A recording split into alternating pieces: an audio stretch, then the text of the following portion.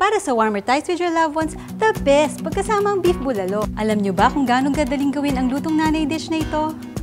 To make our hearty bulalo, kailangan natin ng tubig, beef shank o yung parte ng karne na may buto-buto, onions, Japanese sweet corn, Baguio beans, saba, pechay, paminta, and for the boost of hearty beef flavor, 2 Knorr beef cubes.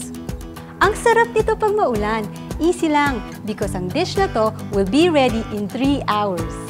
Sa isang kaldero, pakuluan ang ating karneng baka at mais sa tubig hanggang lumambot. Ang pinagkuluan ng baka ang magbibigay ng meaty taste sa soup. At para mas karneng-karne ang bawat higop, add 2 Knorr beef cubes to make the broth meatier and richer. Idagdag ang Baguio beans at saba. Mix in the pechay at pakuluan sa loob ng 1 minuto. Dagdagan ng paminta base sa iyong panlasa. And there you go! 1 big bowl of hearty beef bulalo. So kung maulan sa labas, whip up this super sarap soup na perfect sa pamilya. Dahil sa easy bulalo recipe na ito, madali na instant bonding tuwing kumakain. Dahil syempre, iba na ang lutong nanay. Para sa masasarap na lutong nanay recipes, visit us at knorr.com.ph.